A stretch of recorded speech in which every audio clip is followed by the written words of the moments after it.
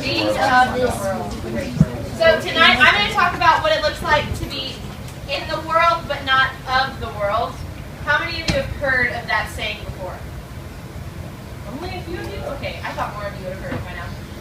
But you'll hear that a lot in Christian world, is how to be, or they say it really sarcastically. They're like, I'm just being in the world, not of the world. Meaning I'm not partaking in the worldly things. So we're going to define what worldly things are tonight. Because if you don't know what that is, then you don't know how to not be a part of it, right? So the world, Scripture talks about the world in two different ways. One of those ways is it's a physical place, like where we are right now. And then it also talks about the world as a spiritual thing as well. So, for example, I was born in Arlington, Texas. All hail the United States. So, Arlington, Texas, which is in the United States of America, which is in North America, which is in the Northern Hemisphere, which is in the world, right? So it's a physical place, correct? But I was also born of the world. I was born of spiritual depravity. I was born broken. I was not born perfect. I was born a sinner. Okay? We can see that in Genesis 3 when we read about the fall. Okay? God created the world in Genesis 1 and 2, and He creates it perfect. And He created one man and one woman, and He called them Adam and Eve, right? And He placed them into this perfect place. And God gave them one rule. What was that rule? Don't eat out of the tree of the knowledge of good and evil, correct. They could eat anything else. They had domain over everything else. This one thing He asked them not to do. What'd they do? They ate it, right? So that's what we're going to talk about tonight, because all of our issues, all of our problems stem from that moment. That moment changed humanity. Because it's from that moment that we are born sinful. That I can look at a sweet little baby and know that that baby is not perfect.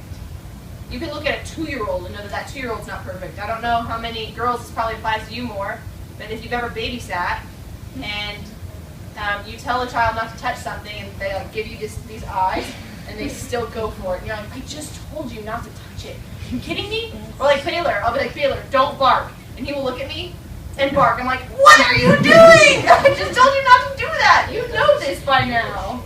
But he's a year old. He should know this by now. On to my point. So we're looking at 1 John 2 tonight. And it says that we are to not love the world. Because if we love the world, then we cannot love the Father. I got it. Yep, you're good. Okay, you can't do both. You can't be of the world and a believer, a Christian. You can't be both at the same time. Okay, so we're going to look, one of the verses I have up here is Psalm 51:5. And David is saying, he's just affirming that we are born sinful. Ephesians 2 is going to be up here as well, as we are born sinful. That's all that they're driving home. Okay?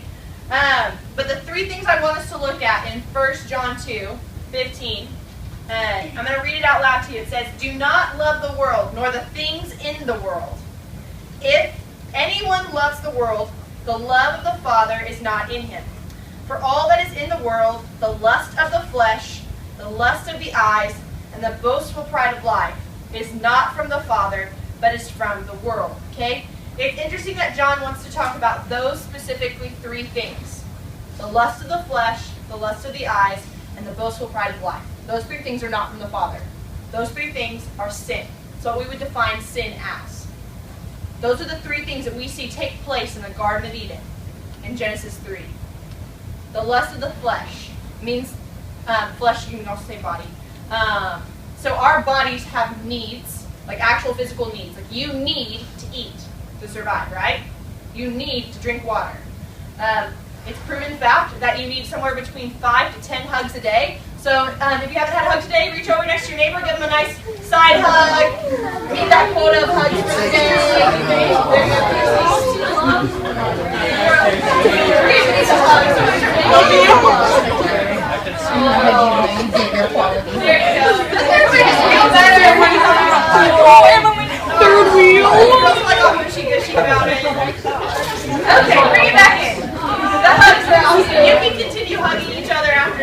stop. Okay? So that's something you need. You need physical touch.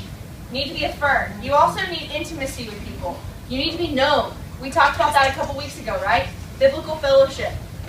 Being in community with people is great when you're just around them, but it's only great when you are truly known by them.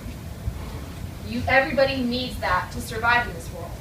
You were not called, you were not made, God did not design you to be a hermit or to be in isolation. People who live isolated lives don't live very fulfilling lives. You were meant to live in community, get together, okay? All that to say, when we look at Genesis 3, when we look at Adam and Eve, God gave them a decision. They didn't have to eat from the tree of knowledge of good and evil, and it looks like for a time that they didn't. But at one point, they decided to disobey. When Satan disguised himself as a serpent and started chatting it up with Eve and said, "Did God really say not to eat of that tree?" And she was like, "Yeah, God really said it." And he was like, "But did God really say not to eat it?" Because what he really meant to say was, if you eat of the tree of knowledge of good and evil, you'll actually become like God. How many of you at some point in your life have thought, I think I have a better plan or idea than my mom, or my dad, or my brother, or my sister, or my friend, and you have to make your point known, right? You're like, we should turn right. You're like, no, we should turn left. And you're like, I think we need to go right. I think we need to turn right. We turn left. You're just wrong, right? How many times in your life have you also thought, God, I have a better plan and I have a better idea than you? And what you're doing right now doesn't look good, or it's not my idea of what is good. This is Adam and Eve's fault right here. It's the same fault that we have. Boastful pride of life. I could be like God. I think I have a better plan than him anyways. That was Satan's fault. Was that he believed that he could be of equal quality, if not better than God. Boastful pride of life. Lust of the flesh. That word lust, I don't know how often you hear that in your world or in your Christian world, but lust means to crave something that was meant for good, but in an inappropriate way.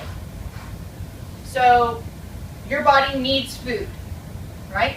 But your body does not need you to overeat and to binge eat. It's not good for your body, right? It's not good for you to drink even a ton of water. Because if you drink a ton of water and then go run, you're probably going to throw up. Because you feel disgusting and you're like having a water balloon in your belly.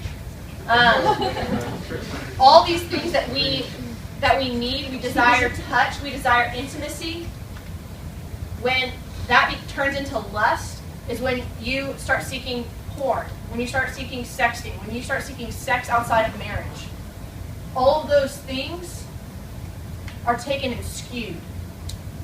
So that's what I'm talking about when I'm talking about the world as a spiritual place. This is a broken, depraved place. And we are born of it. So how the heck are we in this world, and how can we become not of this world? And the only way that you can live a life here now and eternally not of this world is through Jesus Christ. Because here's the coolest thing, and I'm going to make this connection for you, and I hope this blows your mind as much as it did mine this summer when I was studying this, is that Adam and Eve were tempted in these three ways. The lust of the flesh. They desired something, and they turned that need for just food. They could have eaten anything they wanted, but instead they wanted that fruit from that tree. Their need turned into a want and into their specific desire, and it looked good, right? It looked so good. How many of you guys have an Apple product in here? Of some sort. Perfect. iPod, iPad, phone, I don't know, something like that. Okay. Who remembers the first iPod they had? That they had? Do you still have said first iPod? Great. Watch this video.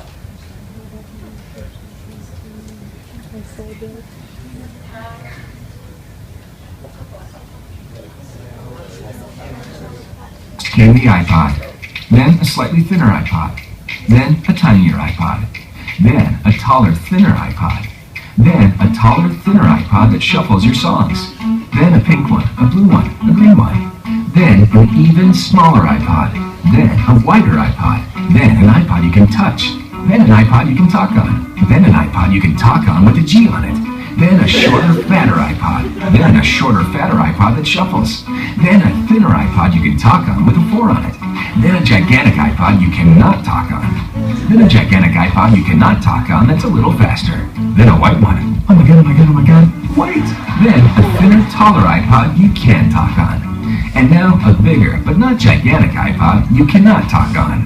We're Apple.